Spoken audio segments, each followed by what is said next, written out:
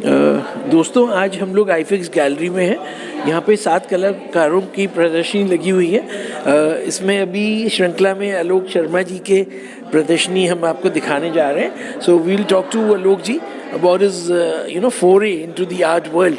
So which year he entered and has he done fine arts? Professionally तो मैं शायद जब से कॉलेज कंप्लीट किया तभी से इस फील्ड में हूँ। बाकी बचपन से इंटरेस्ट रहा तो करता रहा शुरू से ही।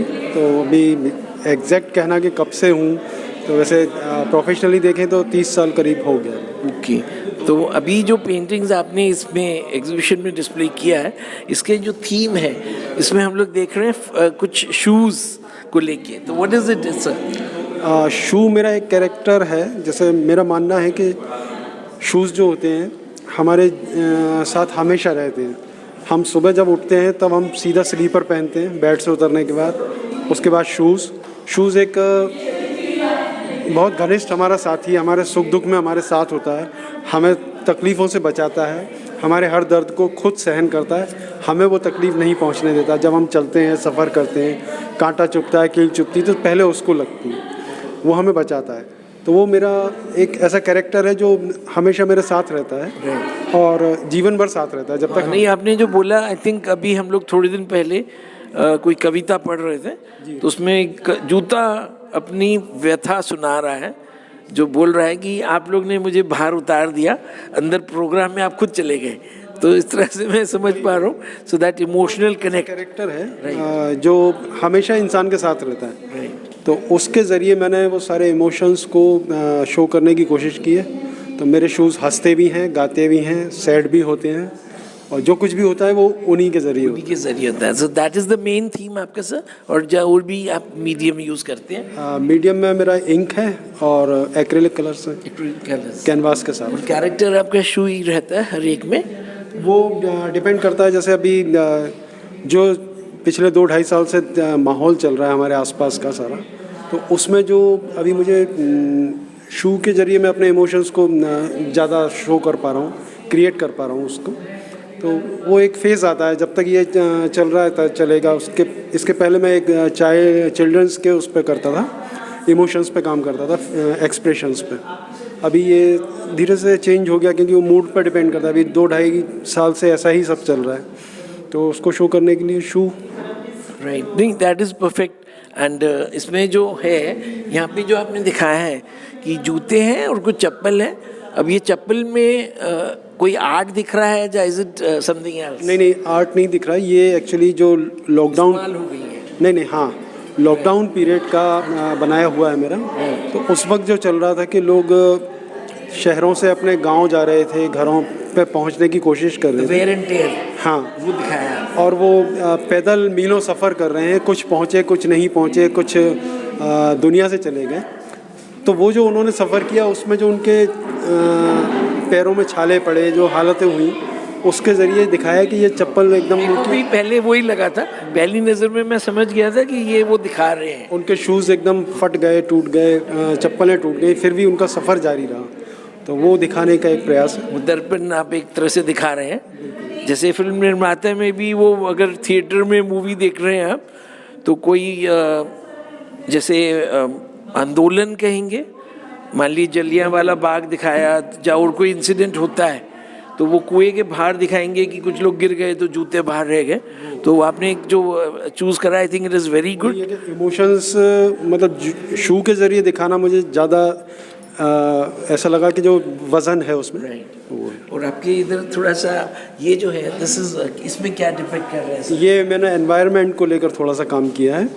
तो इसमें मेरा ये है कि ये एक एग्जीक्यूटिव शू है जो हाई क्लास सोसाइटी पहना करते हैं। इसमें यह है कि आप शहर बसाने के लिए, बिल्डिंग्स खड़े करने के लिए जो जंगलों को साफ़ कर रहे हैं, पेड़ों की कटाई कर रहे हैं, नेचर को नुकसान पहुंचा रहे हैं, पर नेचर आपको टेक ओवर करेगा, आपको पूरा कवर करेगा, क्योंकि वो अपनी स्पीड से चलता है और आप उसको दबा नहीं सकते, आप कितनी भी कोशिश करें।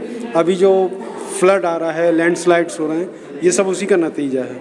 तो ये वही दिखाने की कोशिश की है कि आप कितना भी उसको दबाएं, लेकिन वो बाहर आएगा और आपके ऊपर कब्जा करेगा। आलोक जी, आई थिंक काफ़ी कुछ शूज़ के माध्यम से डिस्प्ले कर पा रहे हैं। और मुझे याद है कि बचपन में जब हम लोग कॉमेडी शो में जाते थे, चार्ली चैपलिन का होता था, तो बहुत सबको याद होगा, जो मित्र हैं मेरे खड़े इधर, शूज़ वाला, वो लेसेस को बोलते हैं टाई कर देते हैं, दोनों लेसेस को। तो आप कुछ बोलना चाहेंगे? आपको भी याद होगा कि वो दोनों जूतों के फीते बांध देंगे कि आदमी चल नहीं पाएगा। बिल्कुल, वो मतलब मेरे पसंदीदा कलाकार रहे हैं और मैंने उनको देखा है बचपन से, बहुत एंजॉय किया उनकी फ़िल्मों को। शायद कहीं अंदर जहन में वो शू हैं उनके, क्योंकि मैंने जो पहला शू बनाया था वो उन्हीं का था। अभी जब ये सीरीज़ शुरू की थी तो शुरुआत में उन्हीं का शू बनाया था, क्योंकि वो उनकी फ़िल्मों का भी वही था कि जो शू के ज़रिए वो बहुत कुछ कह जाते थे। Exactly. जो उनका फ़कीरी थी, जो उनके हालात थे, वो उनके शू से दिखता था। बिकॉज एवरीथिंग, जो बूट्स हैं, जैसे इन्होंने बोला ये एक तरह का बूट है, और वो shoes has always been means अगर आप ज़मींदार को देखेंगे, जब ब्रिटिशर्स को देखेंगे, जब हिंदुस्तानियों पे अत्याचार हुआ तो वो भी शूज़ के माध्यम से ही हुआ। अगर वो घोड़े पे सवार थे, उन्होंने अगर किसी को लात मारी, धक्का दिया, जूतों से कुचला। बिल्कुल।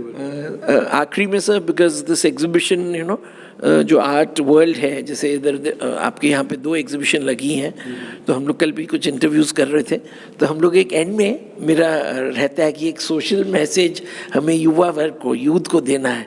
आपका क्या रहेगा सर? बिल्कुल, मेरा शुरू से यही मानना है और यही मेरा मैसेज है, ख़ास करके युवा पीढ़ी के लिए, कि डॉक्टर्स होते हैं, इंजीनियर्स होते हैं, और आजकल तो बिज़नेस में भी लोग काम कर रहे हैं, बहुत कर रहे हैं। आर्ट में आना लोग क्यों नहीं चाहते?